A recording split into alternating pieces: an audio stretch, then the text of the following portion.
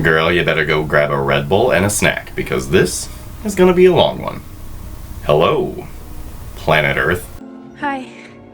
Welcome to my YouTube channel. I'm Preston L. Young, and I'm wishing you warm salutations and congratulations as always. You've made your way to the Buffyngton Post. You are invited! Today it's time for another Buffyngton Post recap and review, and so I'd like to invite you all to reach into your super gay Buffy bag one last time. Is it difficult or time-consuming? And pull out your preferred copy of Buffy the Vampire Slayer Season 12, Issue number 4. It's The Reckoning Part 4, the finale. Now, we've got 3 really good covers. Like, they're all really good.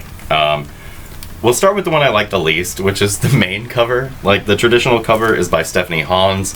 And honestly, it just looks... Buffy's face looks very, like, anime, manga-tastic to me, and it reminds me of the style from Buffy the High School Years, which just leaves a bad taste in my mouth, and so it's a lovely cover, it really is. Like, it's gorgeous. I love that Buffy is looking back on the scythe. She's finally, like, stuck in the ground, and she's done with it, it looks like, maybe, question mark, what's gonna happen? But yeah, it's really lovely. I like it the least. And then, of course, we've got Georges Jeanty, who is back. We started this with Georges Jeanty. We're ending it with Georges Jeanty. He's got the variant cover, and I just love his style of drawing Buffy. It's really nice. We see like the demons pouring out of hell and Buffy kicking Harth's ass, and it's just like classic Georges Jeanty style. Really like it. But my favorite is, of course, from Steve Morris. Like, Steve Morris really just he's got Bloody Buffy, and you know I love some Bloody Buffy. And on top of that, we got Bloody Faith. We have everybody, pretty much. We've got Xander and Dawn. We've got Malaka. We've got Giles. We've got Spike, Angel, Illyria, and of course Willow, looking like super Storm-tastic. Like, right? She looks like she's channeling some serious Storm vibes. And so I really love this one. I love the group shot. It looks amazing. And again, like, I love me some Bloody Buffy. Like, give me Bloody Buffy any day, and I'm here for it, bitch. So yeah, 3 really good covers for Dark Horse's last venture into the Buffyverse, which is super sad. But of course, before we get into this... Previously on Buffy the Vampire Slayer. We're not doing an extended previously on Buffy the Vampire Slayer this month. Here's what you need to know. Harth came from the future to, you know, rule over the present into the future. And basically, he stole all the Slayer's powers when Buffy channeled them back into the scythe to take them to herself. And now we're all fucked. And if you want to know more about what's going on, just check out issues 1 through 3 of Season 12. Okay, that story makes a lot more sense now. That's pretty much what you need to know, and so without further ado, let's jump into Buffy the Vampire Slayer Season 12, Issue number 4. It's The Reckoning, Part 4, finale. Here we go. You ready?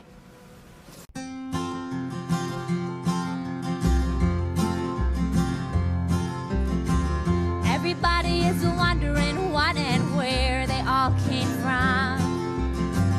Everybody is worrying about where they're gonna go when the whole thing's done.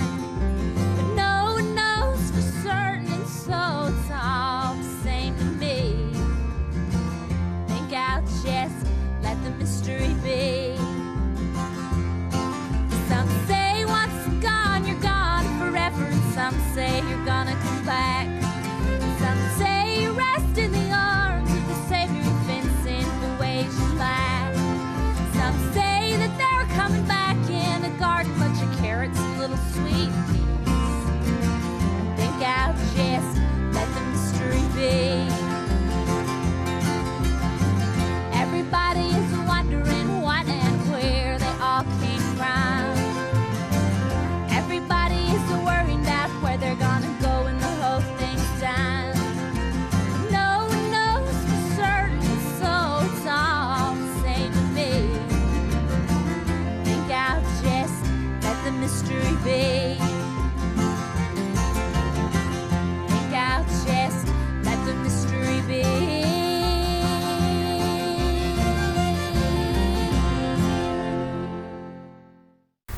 Our issue opens up with Buffy being super pissed at Harth because he took all of the other Slayer's powers, and we find out that actually she still does have hers.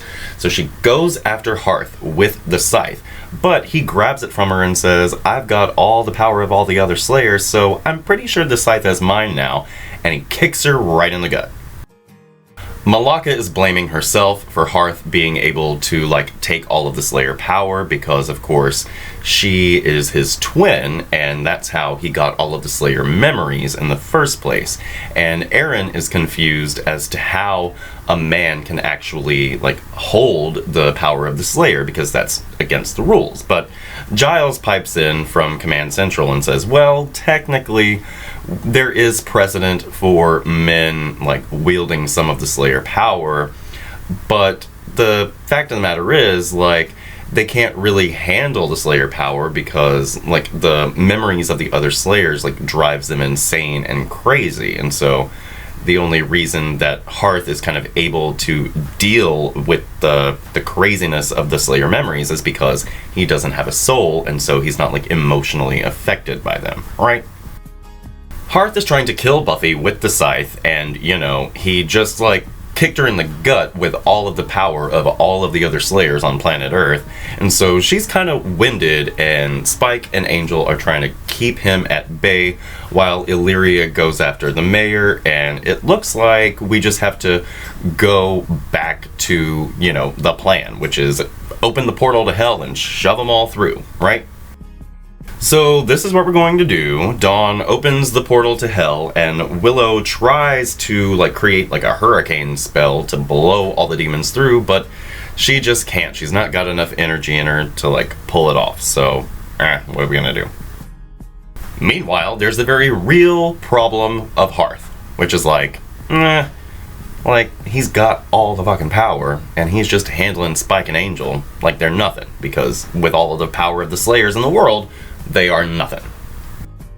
Harth, the mayor, and all the other demons, Wolfram and Harth, are celebrating the fact that they've got all the power, and Buffy, Spike, and Angel are like, you know what? We gotta just push them all into hell ourselves. If Willow can't do it, we'll all go into hell together and keep those motherfuckers there. At least they'll, not be a threat to planet Earth, and we'll all die, but whatever. And Illyria's like, screw that. She throws everybody away, and she goes up and kisses Angel. And it's like, what's going on? Angel thinks that Illyria is just going mad because of the energies of the Hell Dimension. Her being exposed to them is making her go further into her demonhood. And she's like, well, you're half right, but the fact of the matter is, I am going to take these motherfuckers down, and you have to let me go. I want you to be happy, because our enemies, when I'm done with them, they will not be.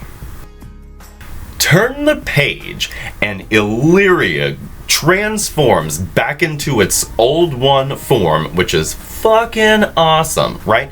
So it turns into this huge Illyria-tasticness, and it grabs all of these different demons with its crazy tentacles, because, Illyria is gargantuan, and rushes them all into the portal, and so half of the army of demons is taken care of in one fell swoop. Now, of course, Angel and Illyria have been in this whole, relationship thing, whatever, since the end of Angel Season 11, and Angel's all, distraught about it, and Illyria's like, no, screw me, I'm gonna go and take care of the whole thing, you just, live your life, be happy, peace out, Ho Scout, I'm taking care of this, goodbye. Dawn closes the portal. Angel wants her to open it back up. She has to, recharge before she can, and meanwhile, we still have problems, such as Harth. And now Harth and the mayor are talking about how, oh, well, it's kind of a good thing that the demons are gone, because that just would have been more people to share, planet Earth with. And Harth is like, that's a good point. And he takes a scythe and chops off Mayor Wilkins' head, because he wasn't gonna share the future, and there's no one in the world with the power to stop him now. And Buffy's like, let's see about that. Harth is just like, fuck you, Buffy. I've got all the power in the world, and now I understand why you didn't want to share this power, why it's so hard for you not to be the only one. Because it rocks being the powerful one. It goes to bite Buffy. But he suddenly gets like all spiky season 4 about it. Weird. So when Harth goes to bite Buffy, he is flooded with these Slayer memories of all of the other Slayers having died and such. And so we have this moment where Harth is kind of overwhelmed by all of the memories of past Slayers and the fact that he's a vampire. He's not only remembering, you know, being the Slayers that die, he's also remembering like killing vampires at the same time, and so it's all crazy and he's completely discombobulated, and it's like, what's going on? Buffy reasons that it must be because he can't handle all of the Slayer memories because he suddenly has all of the Slayer power, like the physical power to go with it, and so he's literally experiencing this with actual feeling, like once more, but with feeling, right? And so he's going mad and he can't handle all of the visions for whatever reason. And so Malaka says, all right, well, this is our chance. Kill him. And Buffy says, are you sure? And Malaka says, look, my brother's soul has been long gone, and like, let's finally put him to rest. Like, set him free. Set us all free. Buffy takes a scythe and stakes this motherfucker. Now, because he's got all the Slayer power, it takes a minute for him to dust, because it's kind of like keeping him together for just a minute. And Malaka says, I'm sorry. And Harth says, I'm sorry too. Now, go and be whole. And when he dies, he actually transfers all of his Slayer memories into Frey, and she is now a full vampire Slayer. Nifty. Frey gets her Slayer memories, and Buffy's like, okay, so what happens next? And she's like, I don't know, it all just kind of ends here, so, like, what's the future hold? Let's find the fuck out. And apparently, killing Harth returned all of the other Slayers' powers to them, and Faith is like, yo dude, I got my powers back, let's deal with this. And Buffy's like, alright, so if we don't know how the future works, let's just find out by actually, like, living this life, alright? So naturally, the Slayers win the battle, and a few days later, we find out that Dawn has reopened the portal to the future with Willow, but they're not really sure how, like, the future's going to look, because Illyria's, like, all up in the Hell Dimension and not here to help them with the time elements of it. So they don't really know what they're going to be going back to, and when they get back to future Haddon, it is very, very different. So instead of the future being all like derelict and nasty and full of like, you know, like pollution and radiated people and all this good stuff, apparently it's all just fine. And so they go and like meet up with Gunther to see if he can explain to them like how everything changed. But Gunther doesn't even remember them. They don't exist in this reality. And when Aaron and Malaka are trying to like figure out what the heck is going on, they are suddenly approached by some people who are calling Malaka Sister Frey. And we find out that we have changed the future. And not only is the future like bright and shiny, but also all of the Slayers have survived into the future, and they have like a real order. And they don't have Watchers' diaries, they have Watchers' files and all this good stuff. And they were like looking for Frey because, you know, they knew based on the Watchers' tales that Malaka and Aaron would be coming back at this point, and they would need guidance and acceptance because in this version of reality, they don't exist. But technically, the only reason that this reality exists in the first place is because Aaron and Malaka helped to create it, and so, you know, they're very, like, welcoming. So back in the present, a couple weeks later, we find that Buffy and Faith have joined, like, the police academy, and they are both going to be serving for San Francisco's Supernatural Crimes Division, and they're just kind of talking about how Faith is going a little too hard during sparring with the other dudes, but Faith is like, I'm just letting off steam, fuck it. So the demons are all laying low, and it seems like pretty much business as usual, but with a little less business because of all the demons laying low, because the head honchos were all taken into hell by Illyria. And so everybody's just kind of like chilling out. They're having this congratulatory party for Buffy and Faith, kind of like graduating from the police academy, okay? So inside Xander and Dawn's house, Buffy goes to talk to Spike because he hasn't come out because of the whole sunlight situation. It hasn't quite set yet. And basically we get this conversation where Buffy and Spike are just, kind of touching base with each other and making sure that they're okay. Like their personal relationship is, hunky-dory and all that good stuff, right? Buffy talked about how, when everybody was willing to, go to hell with her and, like, put their lives on the line, it really just reaffirmed what she always knew, which is that, she has this real connection with not only, the humans in her life, but with Spike, and she and Spike talk about how they are always making each other better. Like, I make you better and you make me better, and we are better people because of each other. And it's like heartwarming and all this good stuff, and they hug it out, right? But, there's another problem. So the other problem is Angel, and now he feels all guilty for something else, which is, letting Illyria escape off into the hell dimension, etc., etc. And basically, Angel wants to go and, like, fetch Illyria from hell, but he doesn't know if Illyria will want to come back, because after being in the hell dimension for all this time, Illyria might have, like, gotten a taste for being super evil and Lord of Hell, and probably won't want to come back, which is the whole problem, right? Whatever, Angel and Buffy, like, talk about all of this, and Angel isn't going to go back to England. He wants to, like, stick around in San Francisco, if that's okay with Buffy. And she's like, you're so dumb, of course it's okay. Like, why wouldn't I want the people I love around me? And they hug it out too. And in the final pages, we get Buffy and Angel and Spike all walking together and going outside to this barbecue that they've had. And Buffy is giving us this kind of narration like we got at the beginning of Season 8 and at the end of Season 8. If you'll remember, at the beginning of Season 8, Buffy says, the trouble with changing the world is, once you've done it, the world's all different. And then at the end of Season 8, she says, the trouble with changing the world is you don't. And so on the very last page, Buffy is giving us this kind of inner monologue speech, and she's saying, and what am I going to do now? Seems like my world's always been changing so fast it makes my head spin. Cheerleader to Slayer, Slayer to General, General to nobody, girl to woman. If there's ever been a time I could kick back, give it all up, it's now. Monsters at a low, Slayers at an all-time high. And I can definitely give myself a break. But the quiet life, I'm not sure that's for me. There's always going to be something that needs fixing, someone who needs help. I don't think I'll ever be able to just ignore that. And because I had to go and change the future, more so than ever, I have absolutely no idea what's coming.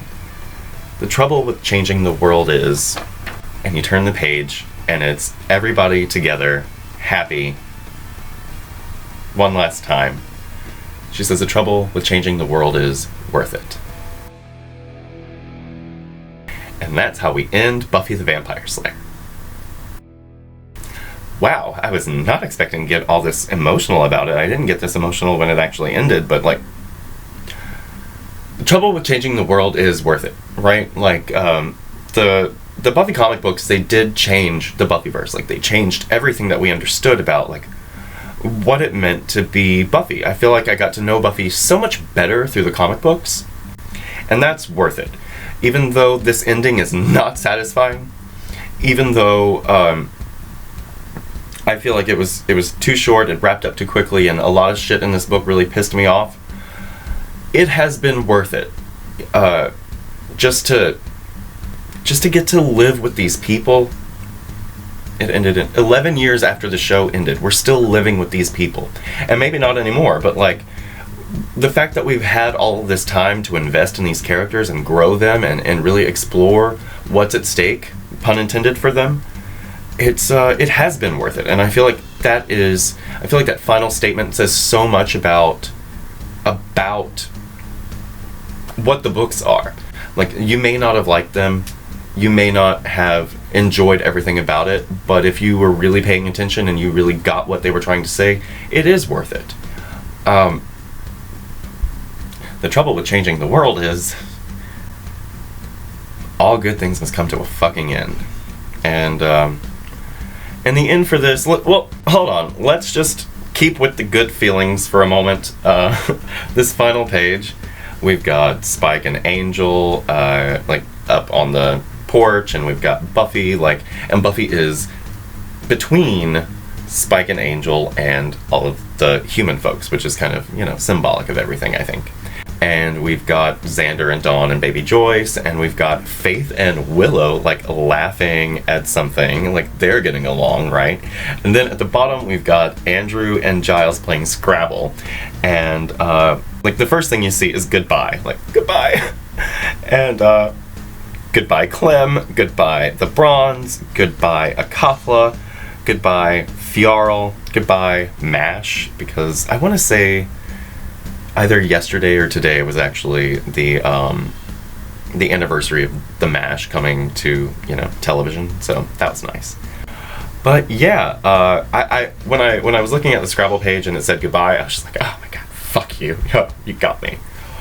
But it feels so final.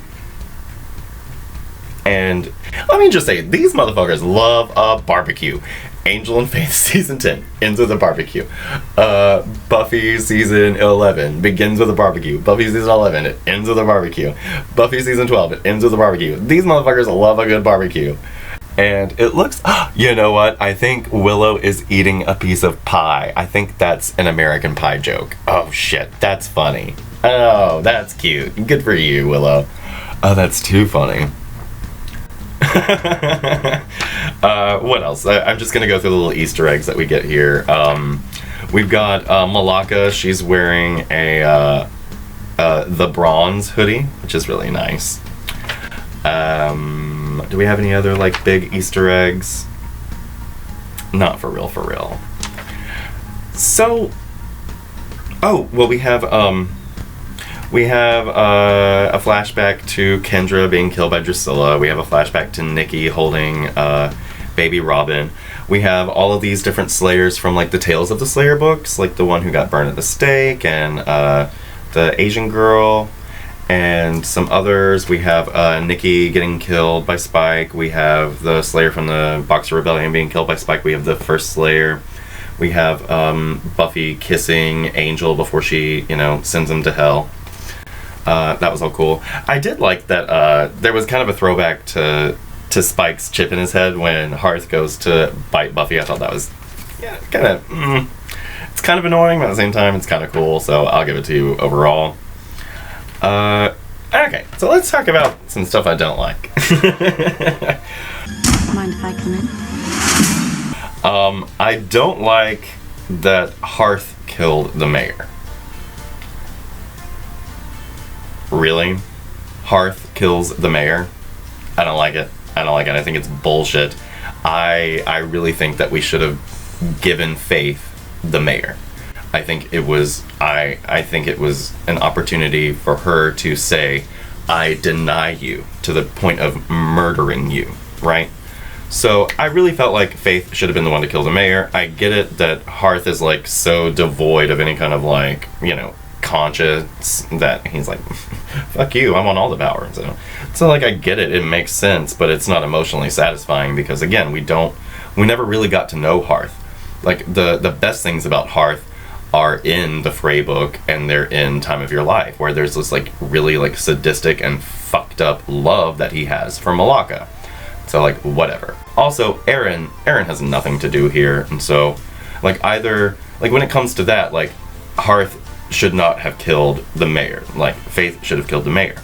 But also, Aaron and Malaka should have been the ones to kill Harth.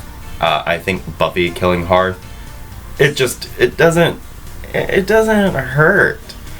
I mean, sure, Malaka is holding him so that Buffy can kill him, but I feel that should have been a moment between Aaron and Malaka.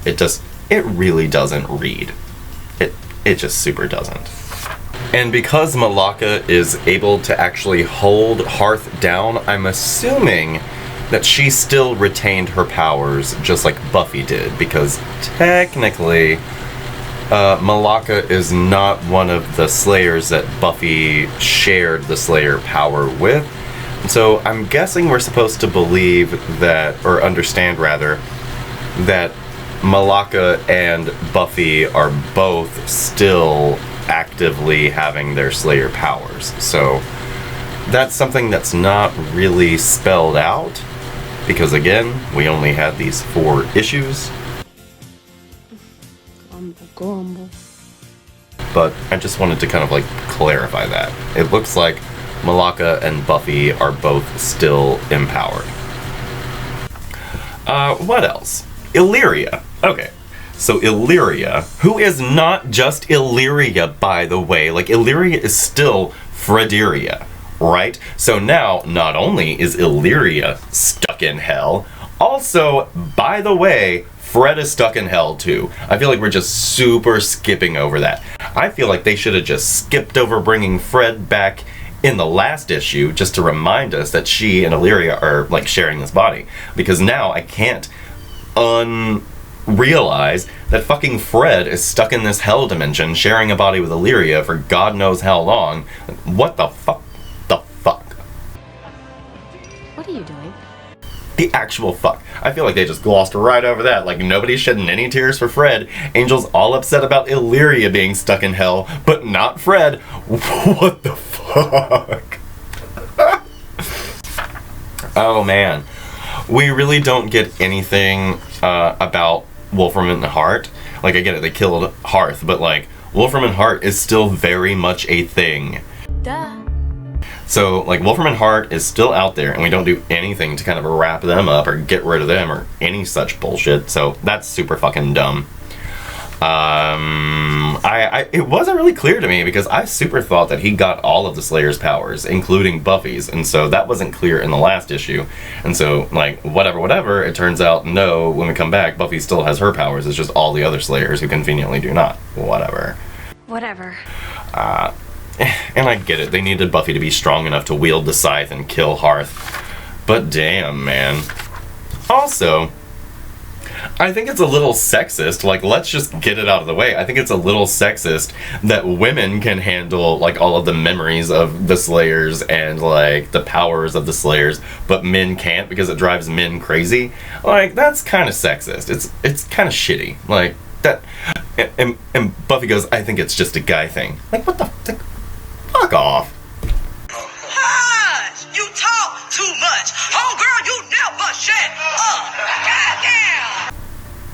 Cause Malaka's like, oh, am I gonna go crazy too? And Buffy's like, oh, I think that's just a guy thing. Like, what was the point of bringing Billy in and saying you can all be Slayers if you're gonna be like, fuck men, they can't handle being a Slayer? Like, it's kind of shitty. I did not like that. It completely took me out of the book. I was like, oh, that's kind of mean. Very dismissive of an entire, like, half of the population of planet Earth. I did not like that. Bitch, let me tell you something.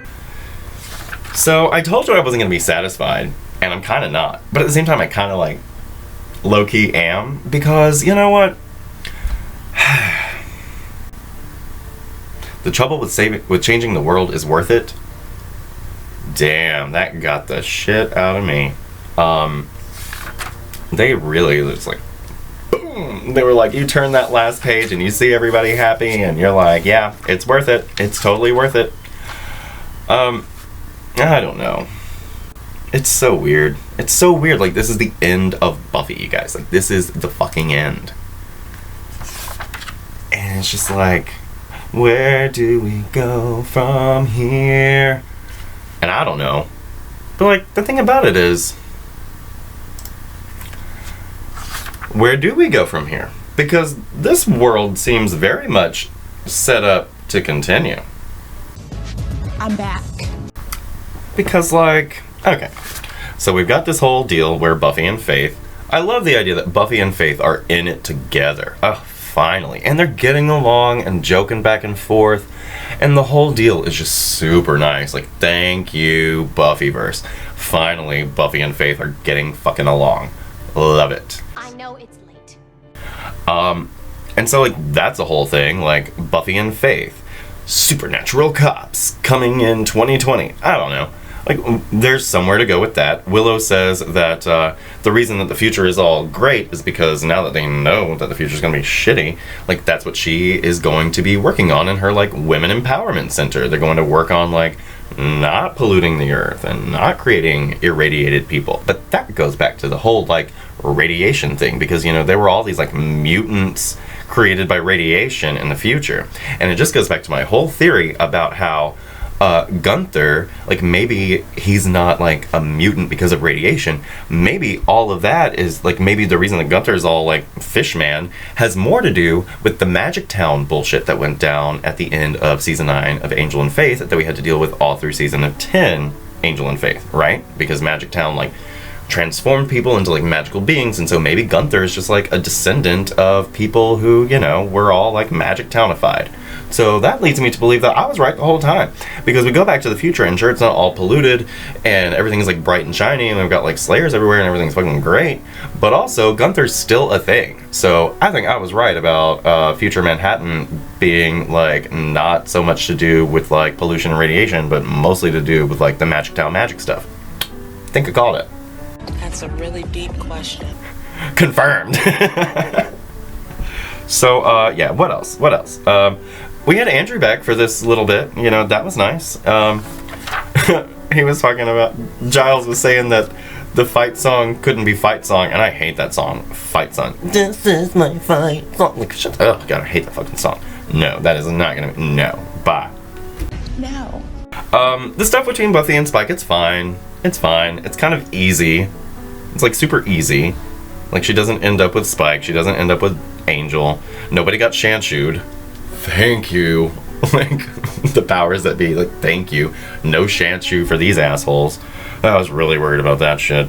Say it with us. Swipe or no swiping. What else have we got going on here?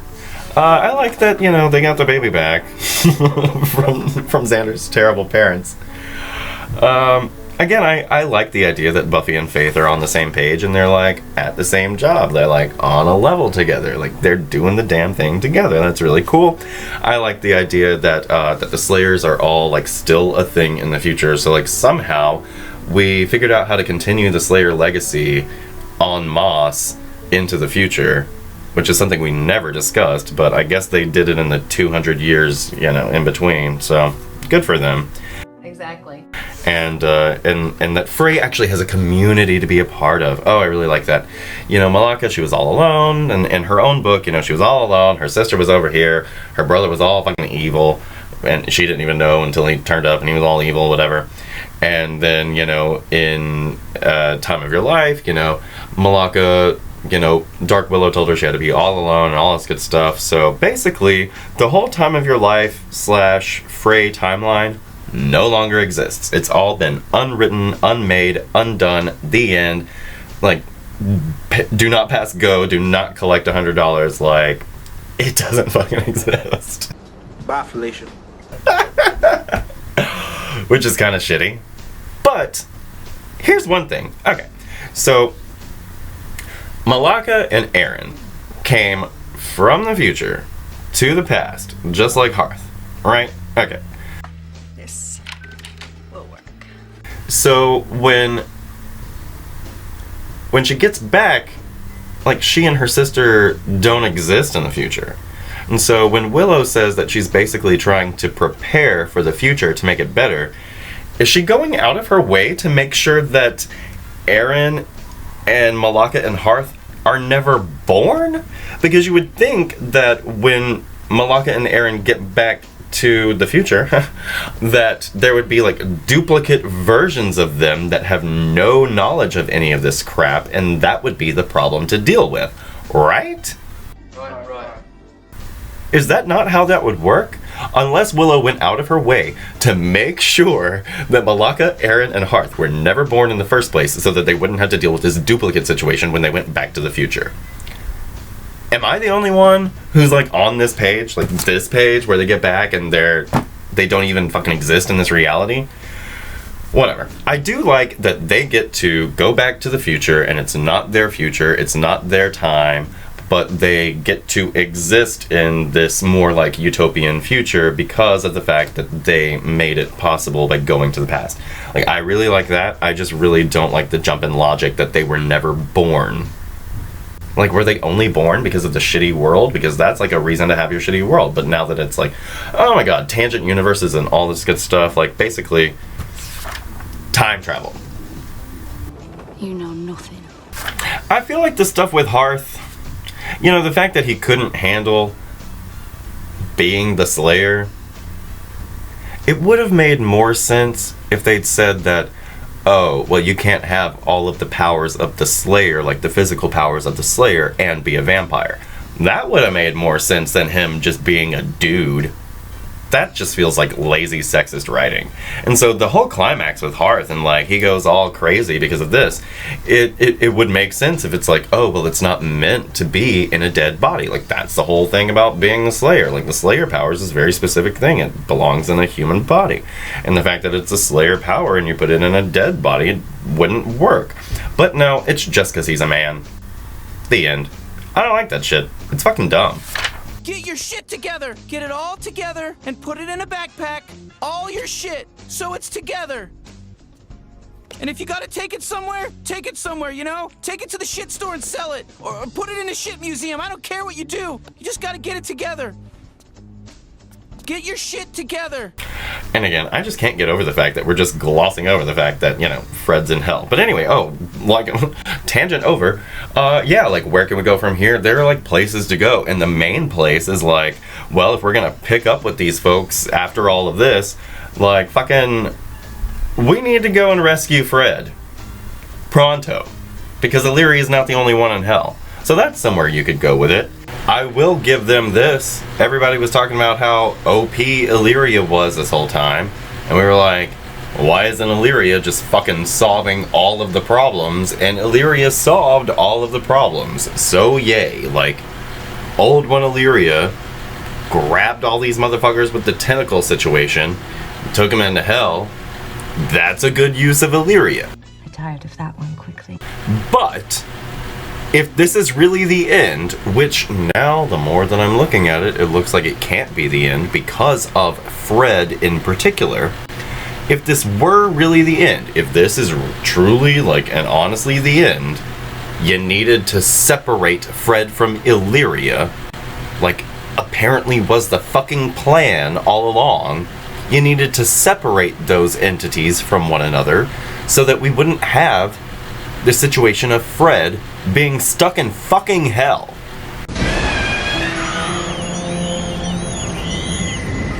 And so that leads me to believe that that's what we're gonna do next season. Or next not season, because this is the end of the season structure. I think Angel's next mission will be, oh, I was so worried about Illyria, I didn't even think about Fred. Which is like, why the fuck aren't we worried about Fred? I wanna know that. I get it. In issue number 3, Fred said, I'm gung-ho about saving the world, and if I have to, you know, sacrifice my life, what little life I have, because it's not really been fucking explained to anybody, I'm totally willing to do so. But that is not what, no. That is not what Fred signed up for. She did not sign up for being the only one in hell with all the fucking demons. No. Not this day. And we still don't know how all of this works. So, if we're going to continue this, we need to rescue Fred. Like, thank you for addressing the Illyria is entirely too powerful situation. Like, really, thank you, Dark Horse and Christos and Joss. If Joss really had his fingers anywhere on this at all, which I don't even fucking know, but I mean, his name's on it, so what are we gonna do? But really, like, it's asking a lot of the reader to accept that we are letting Fred go. So, it leads me to believe that there will be some kind of continuation of this to rescue Fred. And if not, fuck y'all. Y'all don't even know. Like, fuck that. Fred.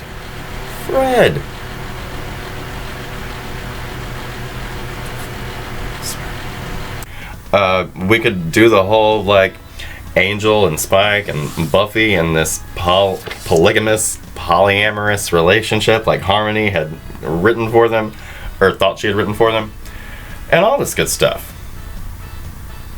So, I mean, there are places to go, but I feel like, I don't know, man, that last page, it really got me. It really got me. It's like, it's worth it. It's worth it. Because you're worth it. It's just super sad. Like, this is it for the foreseeable future. Let me see. Final letter column for the Buffy seasons. That's all we're getting. That's all we're getting. Okay, so the editor. What's next for Buffy comics? I can't divulge. The world of Buffy and all of its characters are so fantastic. How could it be anything but awesome? Hope you'll be here next time. So apparently they have a plan to keep going, but we don't know what that plan is. We don't know if it's going to pick up from here or if they're going to do something completely different. We know that there won't be any more seasons, and we know that it won't be done by Dark Horse, so I don't know what the heck. Somebody was telling me that it's been like officially gone over to Boom, but I don't know. I really don't know. But anyway, Planet Earth, that's really, I mean, that's our issue, and I'm probably going to be doing a follow-up video after I get some feedback from you guys and see what you all had to say about all of this, but that's pretty much all we've got here. The time has come! I hate that Willow wasn't such a big factor in this. I feel like Willow should have had a bigger presence, and Xander's like barely around too, so. How you doing? So I don't know, man. I don't know where we go from here. But I got a shit ton of editing to do because as of recording this, I am at like 45 minutes already, so. I'm done. Yeah. But, yeah. Be sure to let me know what you thought of our series finale of Buffy the Vampire Slayer, Season 12, Issue number 4, The Reckoning, Part 4, finale. Very final.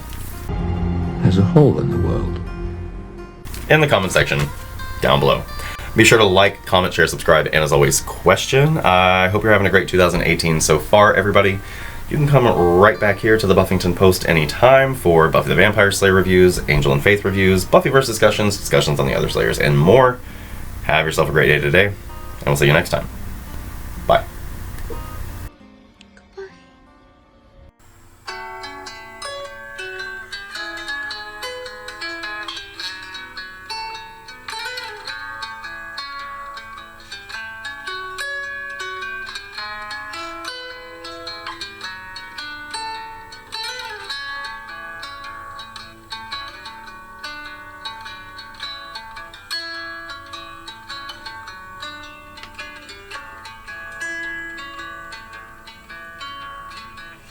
The body breaks and the body is fine. I'm open to yours and I'm open to mine. The body aches and that ache takes its time, but you'll get over yours and I'll get over mine. And the sun will shine and the moon will rise.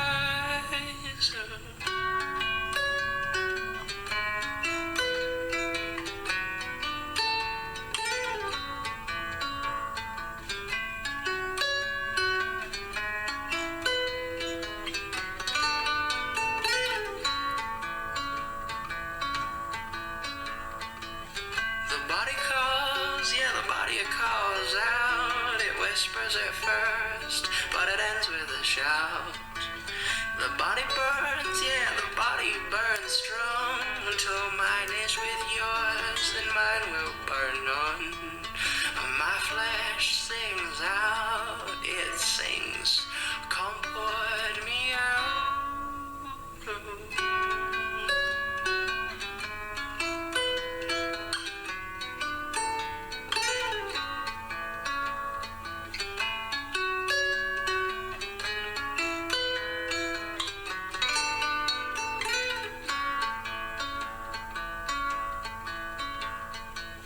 The body sways like the wind on a swing.